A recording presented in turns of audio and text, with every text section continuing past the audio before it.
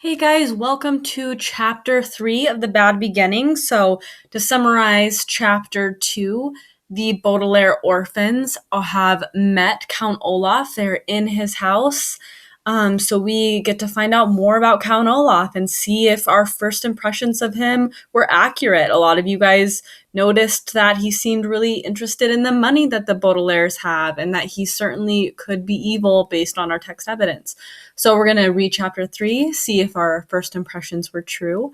And then after you listen to chapter 3, what you're going to do is you're going to go to that weekly plan that's in Google Classroom that has all your assignments for the week. You're going to answer one discussion question, and then you will get credit for your read aloud for the week. Remember to use text evidence. You're not going to get credit unless you can go back into the text and use something there to support your answer.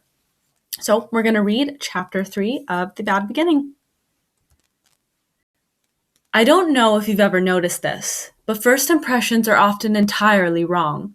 You can look at a painting for the first time, for example, and not like it at all. But after looking at it a little longer, you may find it very pleasing. The first time you try gorgonzola cheese, you may find it too strong. And when you are older, you may want to eat nothing but gorgonzola cheese. Klaus, when Sunny was born, did not like her at all. But by the time she was 6 weeks old, the two of them were thick as thieves. Your initial opinion on just about anything may change over time. I wish I could tell you that the Baudelaire's first impressions of Count Olaf and his house were incorrect, as first impressions so often are.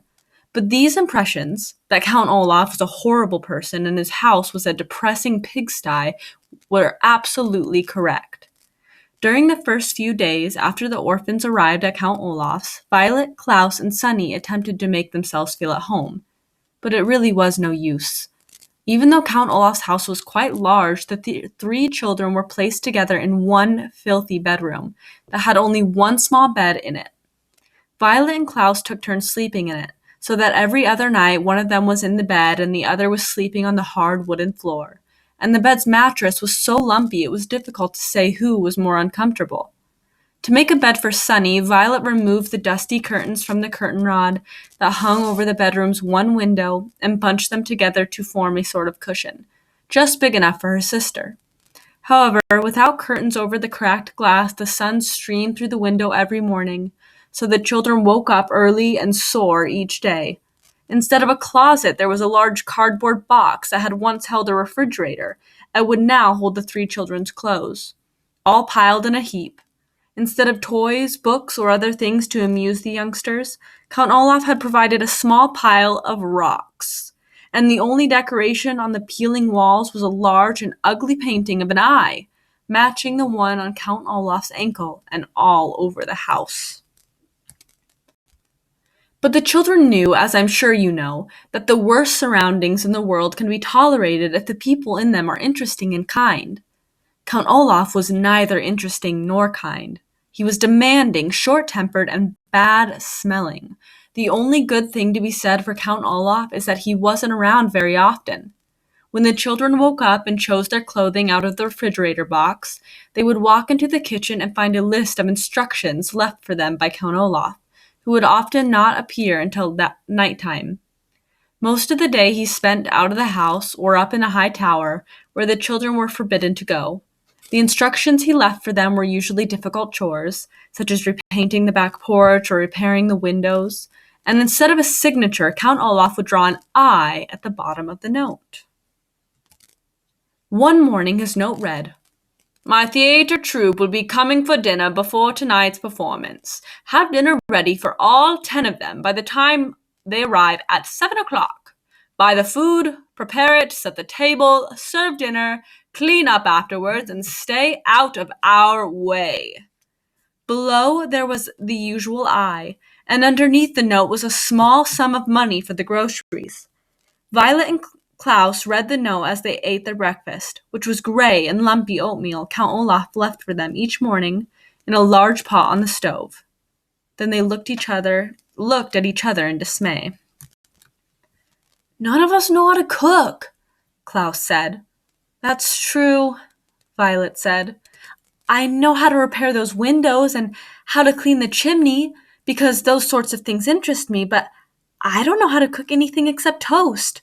And sometimes you burn toast, Klaus said, and they smiled.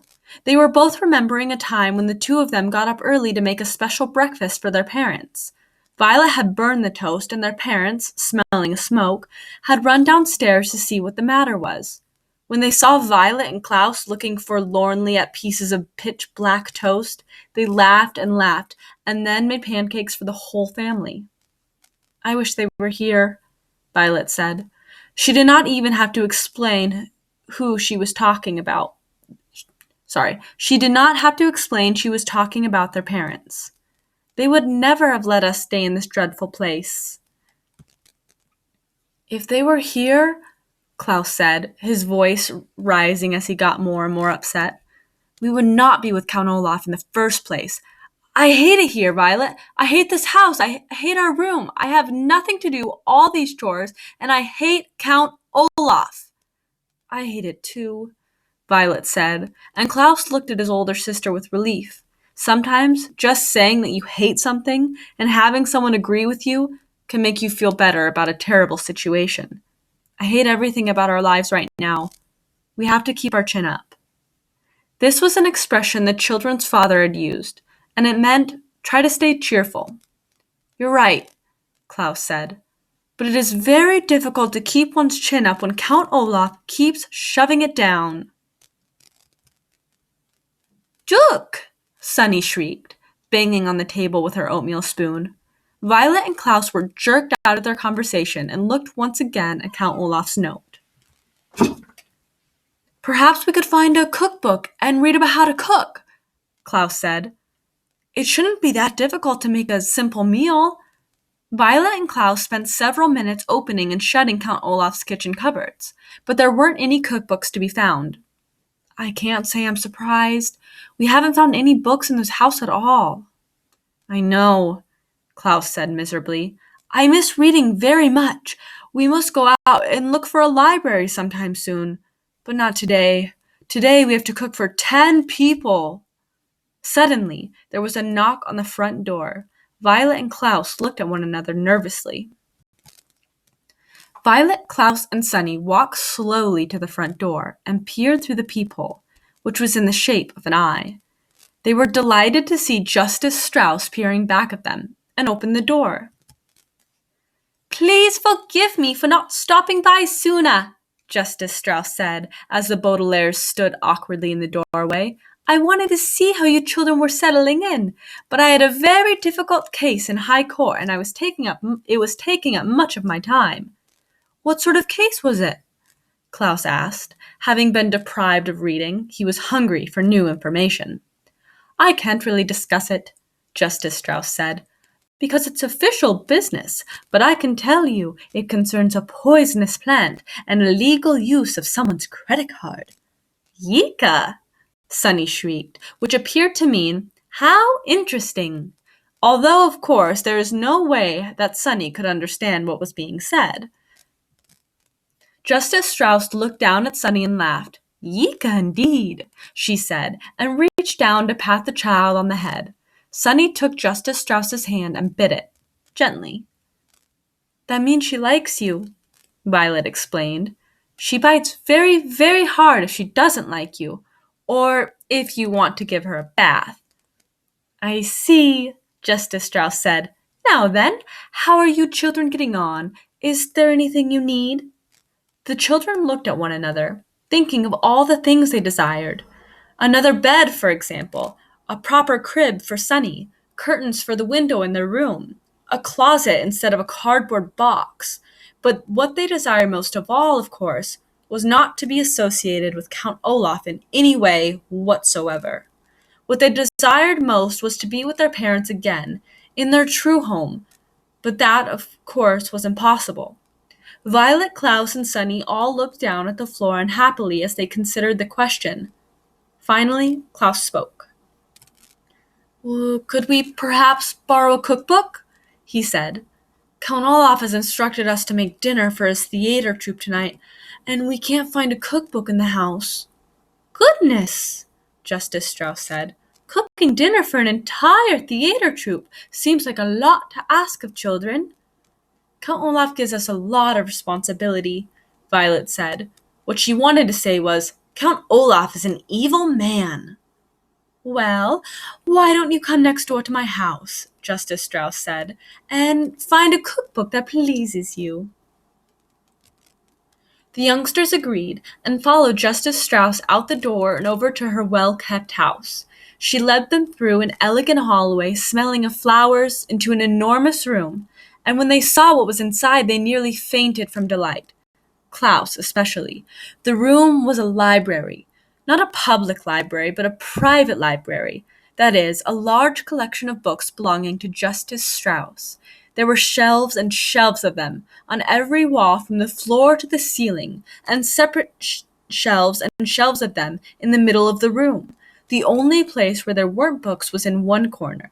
There were some large, comfortable-looking chairs and a wooden table with lamps hanging over them. Perfect for reading.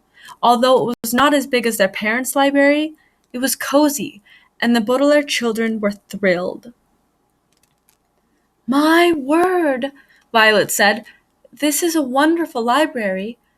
Thank you very much, Justice Strauss said. I've been collecting books for years, and I'm very proud of my collection. As long as you keep them in good condition, you are welcome to use any of my books. At any time. Now, the cookbooks are over here on the eastern wall. Shall we look at them? Yes, Violet said, and then, if you don't mind, I should love to look at any of your books concerning mechanical engineering. Inventing things is a great interest of mine. And I would like to look at books on wolves, Klaus said. Recently, I have been fascinated by the subject of wild animals of North America. Book! Sunny shrieked, which meant, Please don't forget to pick out a picture book for me. Justice Strauss smiled. It is a pleasure to see young people interested in books, she said. But first, I think we'd better find a good recipe, don't you? The children agreed, and for 30 minutes or so they perused several cookbooks that Justice Strauss recommended. To tell you the truth, the three orphans were so excited to be out of Count Olaf's house and in this pleasant library that they were a little distracted and unable to concentrate on cooking. But finally, Klaus found a dish that sounded delicious and easy to make. Listen to this, he said. Puttanesca. It's an Italian sauce for pasta. All we need to do is saute olives, anchovies, garlic, chopped parsley, and tomatoes together in a pot, and prepare spaghetti to go with it. That sounds easy, Violet agreed, and the Baudelaire orphans looked at one another. Perhaps, with the kind Justice Strauss and her library right next door, the children could prepare pleasant lives for themselves as easily as making puttanesca sauce for Count Olaf.